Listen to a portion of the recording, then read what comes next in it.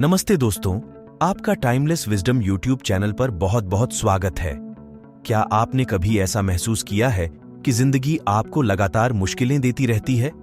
नौकरी छूटना, आर्थिक परेशानी, एक के बाद एक परेशानी। क्या होगा अगर मैं आपसे कहूं कि ये मुश्किलें ही वो चीजें हैं जो आपको पहले से कहीं ज्यादा ऊंचाइयों पर ले जाने में मदद कर सकती हैं? मार्क की अविश्वसनीय कहानी सुनने के लिए बने रहे, जिसने विपरीत परिस्थितियों में असली ताकत और लचीलेपन का असली मतलब खोजा। ये एक ऐसी कहानी है जो आपको उम्मीद और प्रेरणा से भर देगी। जितना मार्क को याद आता है, वह हमेशा निराश और जीवन से हताश रहा है। मानो एक काला बादल हर जगह उसका पीछा कर रहा हो और लगातार परेशानियों की बारिश कर रहा हो। उसने जीवन में बहुत सी मुसीबतें झेली थीं, कठिन बचपन, आर्थिक परेशानी, रिश्तों में उथल पुथल। जब उसे लगता था कि चीजें और भी बदतर नहीं हो सकती, तो परेशानी आकर खड़ी हो जाती थी। उस खास दिन मार्क अपनी अब तक की सबसे निचली स्थिति में था। कंपनी में कर्मचारियों की कटौती के कारण उसने अभी अभी अपनी 5 साल की नौकरी खो दी थी। परिवार में कमाने वाला वही अकेला था। इस वजह से वो पूरी तरह टूट चुका था। वह अपनी पत्नी और 2 छोटे बच्चों का भरण पोषण कैसे करेगा? उसकी जिम्मेदारियों और असफलताओं के बोझ ने एक लंबा काला साया डाला हुआ था। हताश होकर मार्क शहर के पार्क में बिना किसी खास दिशा में घूम रहा था।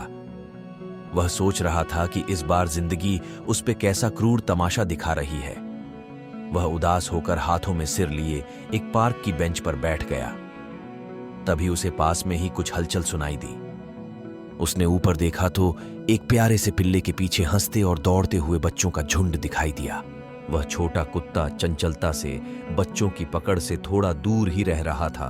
उसी पल बच्चों के चेहरों पर उस सीधी और बेफिक्र खुशी को देखकर मार्क स्तब्ध रह गया।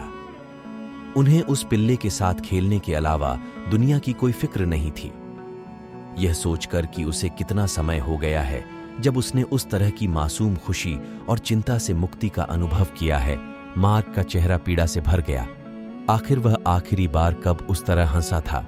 उसका आत्मदया जल्द ही ईर्ष्या में बदल गया और फिर उन बच्चों के प्रति आक्रोश में बदल गया।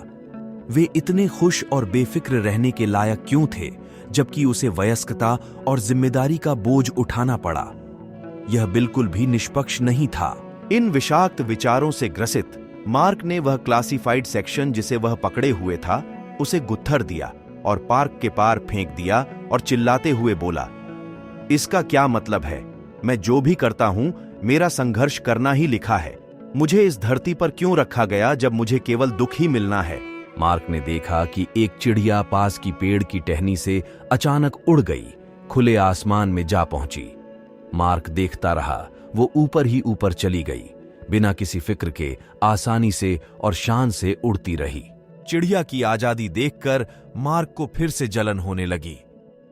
वो चिड़िया की तरफ चिल्लाया, कितना अच्छा होता है यूं ही उड़ जाना। काश मेरे भी पंख निकल आते और मैं अपनी सारी परेशानियां छोड़कर चला जाता। बुरा बुरा बोलते ही बीच रास्ते ही वो चिड़िया अचानक रुक गई। थोड़ी देर मंडराई और फिर सीधे नीचे जमीन पर आ गिरी। बिल्कुल अवाक रह गए मार्क के सामने। फिर उस चिड़िया ने और भी चौंका दिया। वो एक लंबी सफेद दाढ़ी वाले बुढ़े आदमी में बदल गई, जिसने सीधे मार्क की आंखों में देखा और बोला, क्या तुम उस चिड़िया की तरह आजाद और हल्का होना चाहते हो? हाँ हाँ, मार्क लड़खड़ाया, थोड़ा पीछे हटते हुए इस अलौकिक सामना से पूरी तरह से परेशान। तुम कौन हो? बूढ़ा आदमी जवाब देने से पहले सोचता हुआ अपनी दाढ़ी सहला रहा था। मैं वो शख्स हूं जो तुम्हारी इच्छा पूरी कर सकता हूं, उस भारहीन आजादी को पाने की जिससे तुम इतना ईर्ष्या करते हो।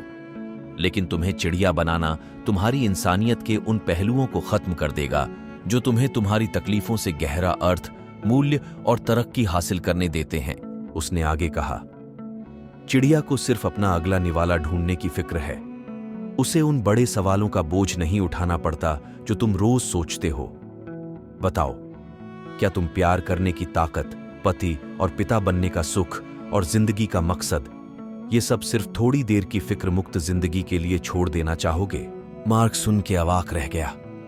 इस अजीब ऑफर के बारे में पहली बार गंभीरता से सोचने लगा। थोड़ी देर चुप रहने के बाद बूढ़े ने कहा, मुझे लगता है तुम्हारी आत्मा परेशानियों के बोझ से दबी हुई है।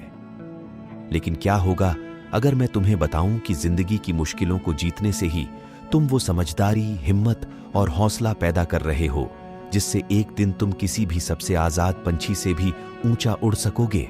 मार्क के दिल में उन शब्दों ने जैसे चुभोद दिया। अचानक जिंदगी का सफर समझ में आने लगा, एकदम नए तरीके से। शायद, हो सकता है, उनकी सारी तकलीफों और रुकावटों के पीछे कोई बड़ा मतलब हो। उसने हल्का सा सिर हिलाया, बूढ़े आदमी को आगे बढ़ने का इशारा किया। अगली बार जब आप किसी और के बोझ रहित जीवन से जलते हैं तो यह दिन याद रखें, क्योंकि वही असली ताकतवर है जो सबसे भारी बोझ उठाता है फिर भी आगे बढ़ता है।